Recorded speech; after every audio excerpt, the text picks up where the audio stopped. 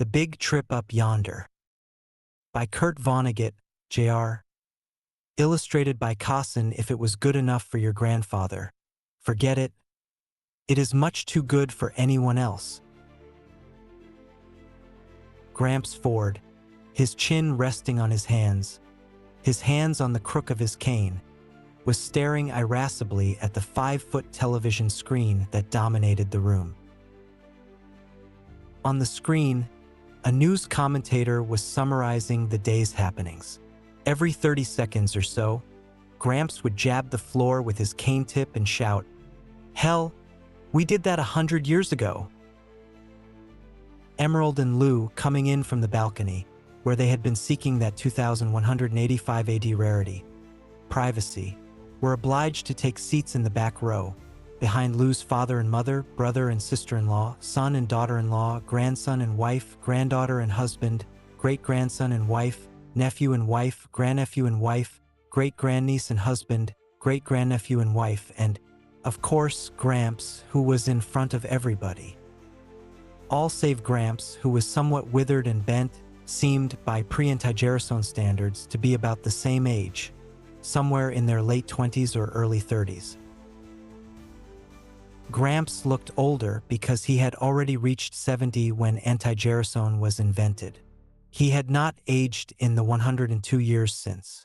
Meanwhile, the commentator was saying, Council Bluffs, Iowa, was still threatened by stark tragedy, but 200 weary rescue workers have refused to give up hope and continue to dig in an effort to save Elbert Hagedorn, 183, who has been wedged for 2 days in a...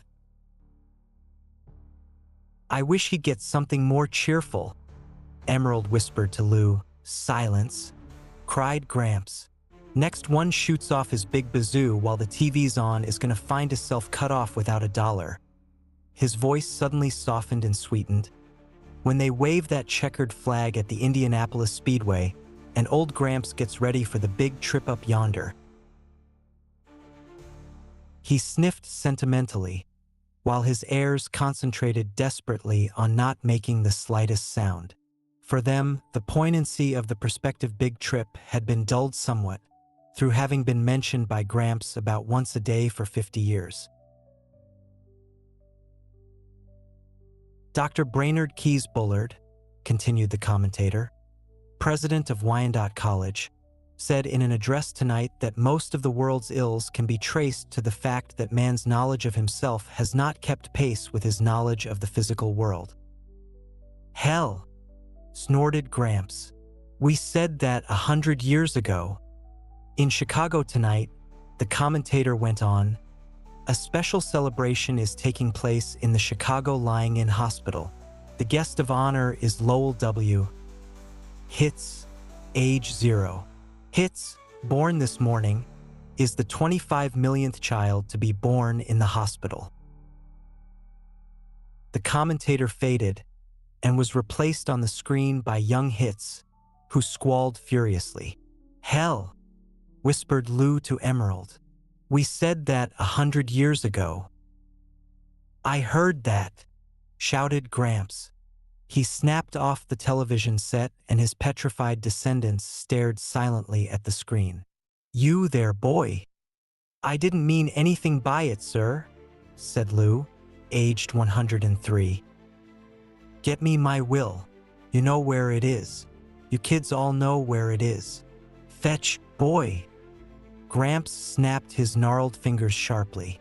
Lou nodded dully and found himself going down the hall, picking his way over bedding to Gramps' room, the only private room in the Ford apartment. The other rooms were the bathroom, the living room, and the wide windowless hallway, which was originally intended to serve as a dining area, and which had a kitchenette in one end. 6 mattresses and 4 sleeping bags were dispersed in the hallway and living room, and the daybed, in the living room, accommodated the 11th couple, the favorites of the moment.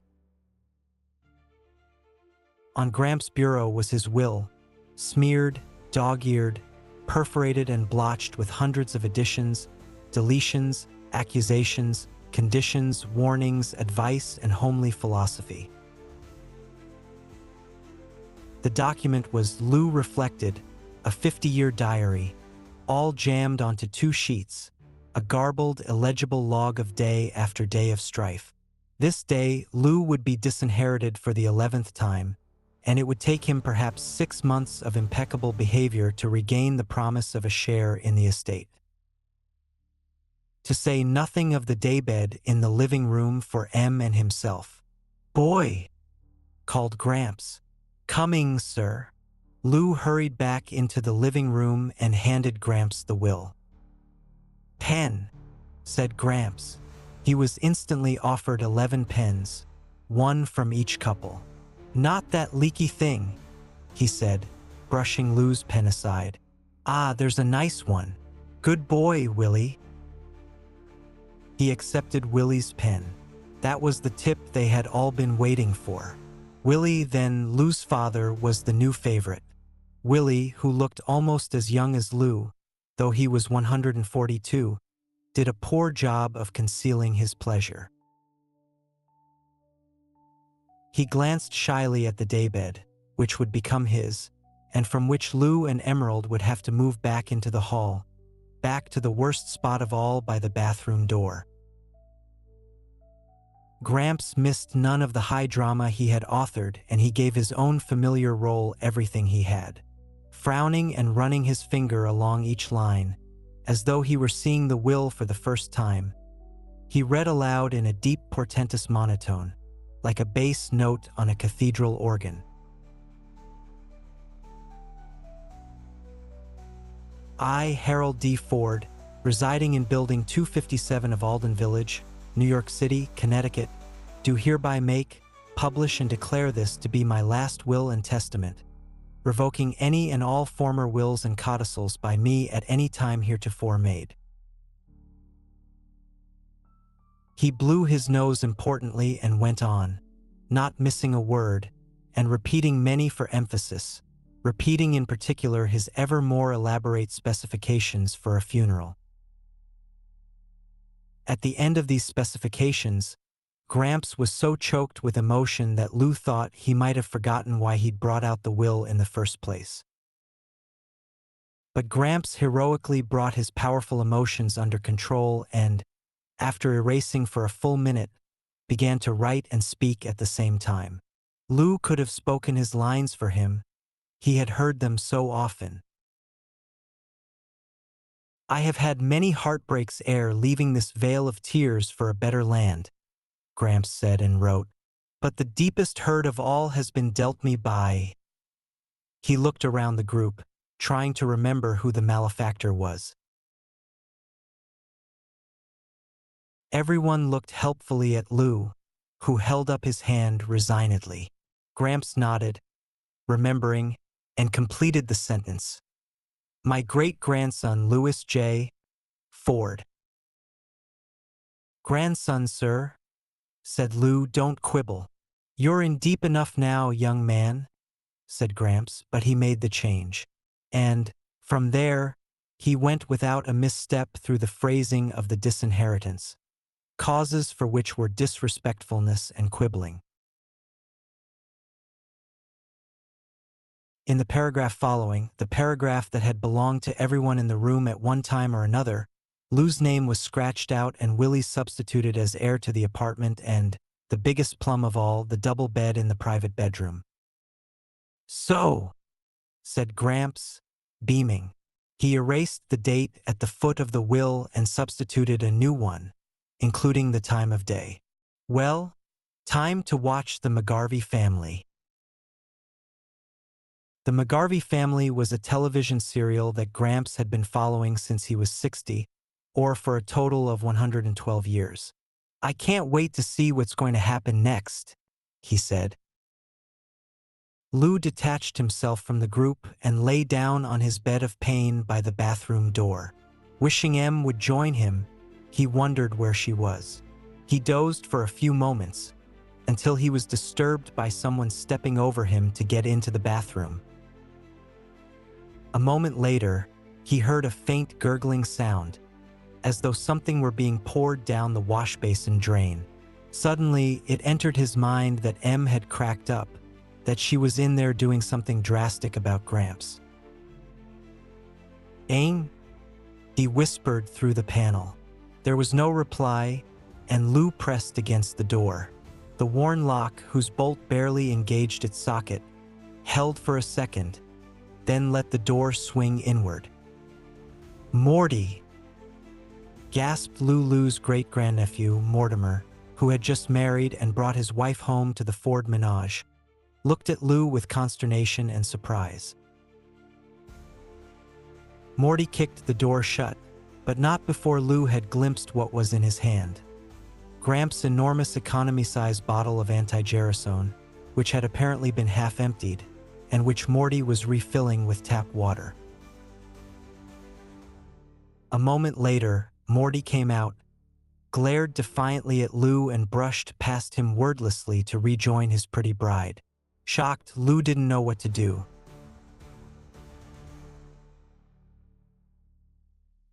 He couldn't let Gramps take the mouse-trapped anti-gerasone, but if he warned Gramps about it, Gramps would certainly make life in the apartment, which was merely insufferable now, harrowing. Lou glanced into the living room and saw that the Fords, Emerald among them, were momentarily at rest, relishing the botches that the McGarveys had made of their lives. Stealthily, he went into the bathroom, locked the door as well as he could, and began to pour the contents of Gramps' bottle down the drain. He was going to refill it with full-strength anti-gerasone from the 22 smaller bottles on the shelf. The bottle contained a half-gallon, and its neck was small, so it seemed to Lou that the emptying would take forever, and the almost imperceptible smell of anti-gerasone, like Worcestershire sauce, now seemed to Lou, in his nervousness, to be pouring out into the rest of the apartment, through the keyhole and under the door. The bottle gurgled monotonously. Suddenly, up came the sound of music from the living room, and there were murmurs and the scraping of chair legs on the floor. "Thus ends," said the television announcer, "the 29,121st chapter in the life of your neighbors and mine, the McGarveys." Footsteps were coming down the hall. There was a knock on the bathroom door. "Just a sec," Lou cheerily called out. Desperately, he shook the big bottle, trying to speed up the flow. His palms slipped on the wet glass, and the heavy bottle smashed on the tile floor. The door was pushed open, and Gramps, dumbfounded, stared at the incriminating mess. Lou felt a hideous prickling sensation on his scalp and the back of his neck. He grinned engagingly through his nausea and, for want of anything remotely resembling a thought, waited for Gramps to speak. "Well, boy," said Gramps at last, "looks like you've got a little tidying up to do." And that was all he said. He turned around, elbowed his way through the crowd, and locked himself in his bedroom. The Fords contemplated Lou in incredulous silence a moment longer, and then hurried back to the living room, as though some of his horrible guilt would taint them, too, if they looked too long. Morty stayed behind long enough to give Lou a quizzical, annoyed glance. Then he also went into the living room, leaving only Emerald standing in the doorway. Tears streamed over her cheeks. "Oh, you poor lamb. Please don't look so awful. It was my fault. I put you up to this with my nagging about Gramps." "No," said Lou, finding his voice. "Really, you didn't. Honest. I was just—" "You don't have to explain anything to me, Han. I'm on your side, no matter what." She kissed him on one cheek and whispered in his ear, "It wouldn't have been murder, Han. It wouldn't have killed him. It wasn't such a terrible thing to do. It just would have fixed him up so he'd be able to go anytime God decided he wanted him." "What's going to happen next, said Lou hollowly. What's he going to do? Lou and Emerald stayed fearfully awake almost all night, waiting to see what Gramps was going to do. But not a sound came from the sacred bedroom. 2 hours before dawn, they finally dropped off to sleep. At 6 o'clock, they arose again, for it was time for their generation to eat breakfast in the kitchenette. No one spoke to them. They had 20 minutes in which to eat, but their reflexes were so dulled by the bad night that they had hardly swallowed 2 mouthfuls of egg-type processed seaweed before it was time to surrender their places to their son's generation. Then, as was the custom for whoever had been most recently disinherited, they began preparing Gramps' breakfast, which would presently be served to him in bed on a tray. They tried to be cheerful about it. The toughest part of the job was having to handle the honest-to-God eggs and bacon and oleomargarine, on which Gramps spent so much of the income from his fortune. "Well," said Emerald, "I'm not going to get all panicky until I'm sure there's something to be panicky about. Maybe he doesn't know what it was I busted," Lou said hopefully. "Probably thinks it was your watch crystal," offered Eddie, their son, who was toying apathetically with his buckwheat-type processed sawdust cakes. "Don't get sarcastic with your father," said Em, "and don't talk with your mouth full, either." "I'd like to see anybody take a mouthful of this stuff and not say something," complained Eddie, who was 73. He glanced at the clock. "It's time to take Gramps his breakfast, you know?" "Yeah, it is, isn't it?" said Lou weakly. He shrugged. "Let's have the tray, Em. We'll both go." Walking slowly, smiling bravely, they found a large semicircle of long-faced Fords standing around the bedroom door. "Inknocked, Gramps," she called brightly. "Breakfast is Ari de why." There was no reply, and she knocked again, harder. The door swung open before her fist. In the middle of the room, the soft, deep, wide, canopied bed, the symbol of the sweet by and by to every Ford, was empty. A sense of death, as unfamiliar to the Fords as Zoroastrianism or the causes of the Sepoy Mutiny, stilled every voice, slowed every heart. Awed, the heirs began to search gingerly, under the furniture and behind the drapes, for all that was mortal of Gramps, father of the clan. But Gramps had left not his earthly husk but a note, which Lou finally found on the dresser, under a paperweight which was a treasured souvenir from the World's Fair of 2000. Unsteadily, Lou read it aloud.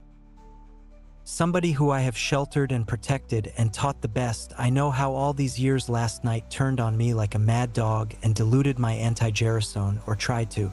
I am no longer a young man.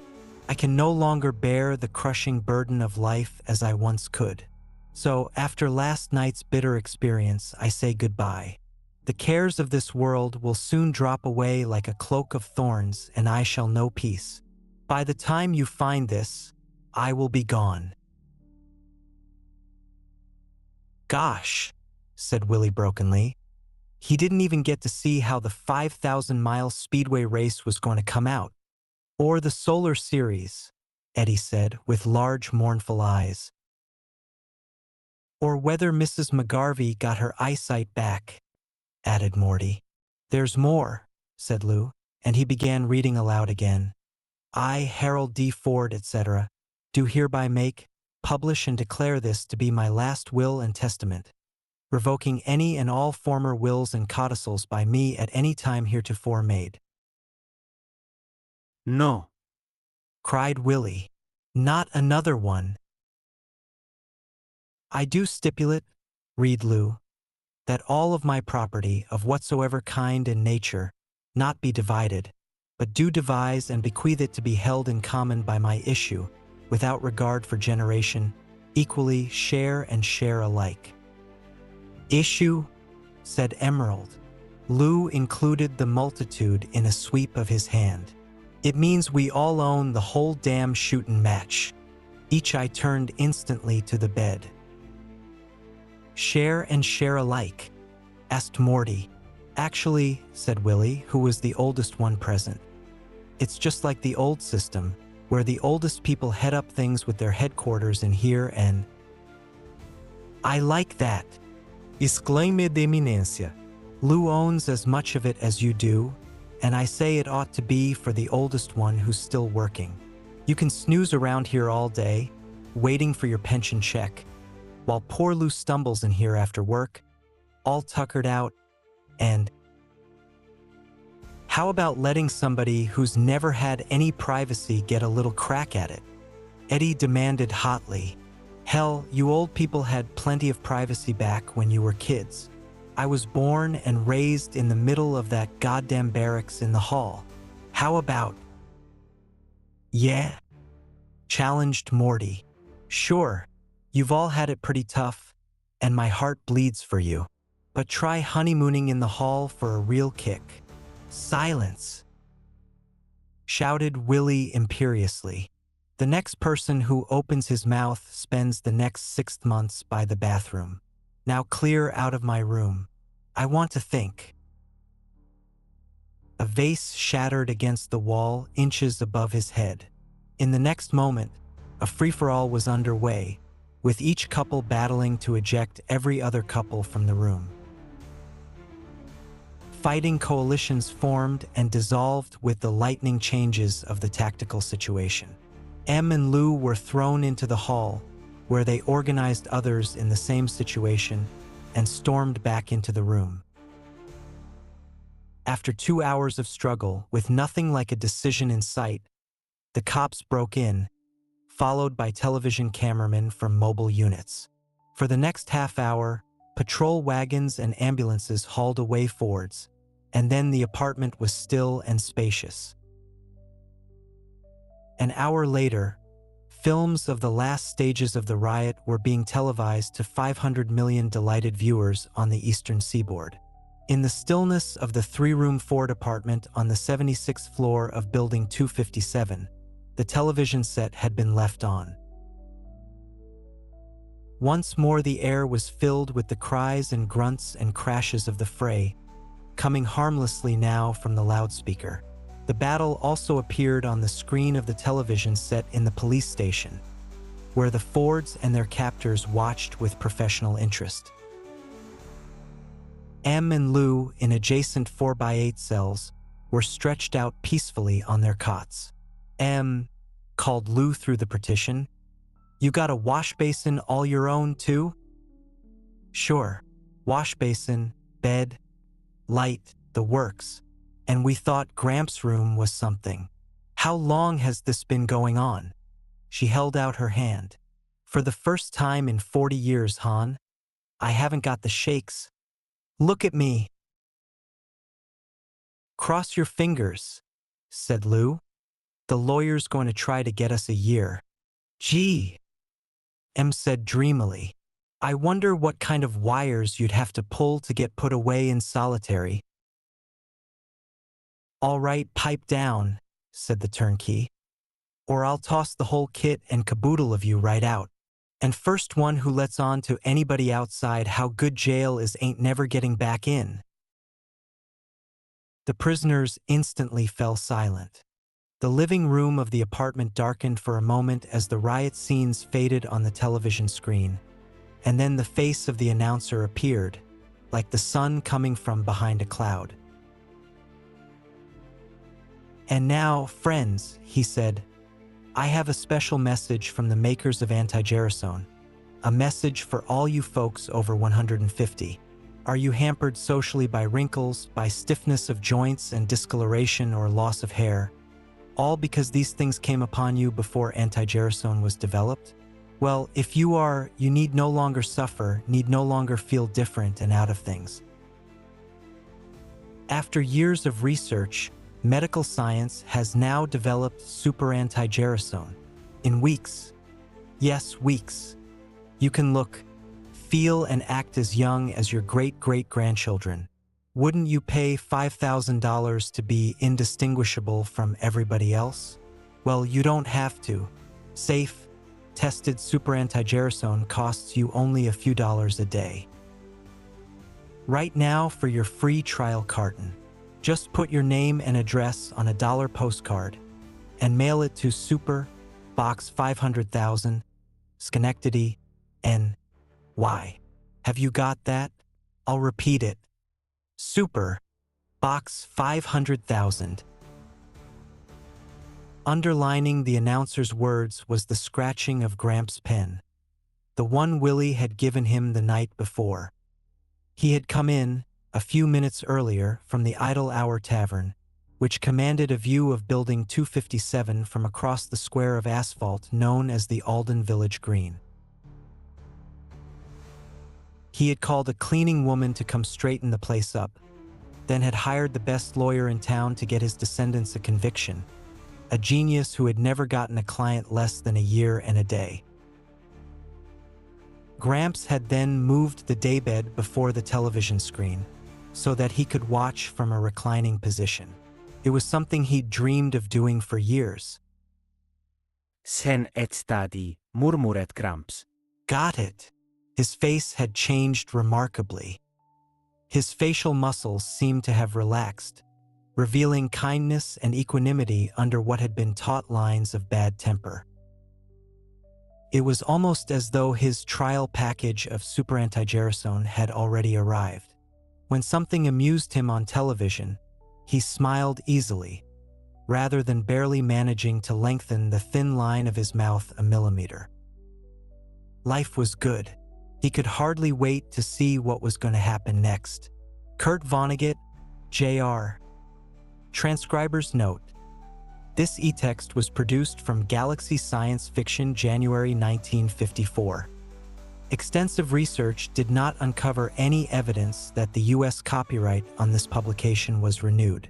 Minor spelling and typographical errors have been corrected without note.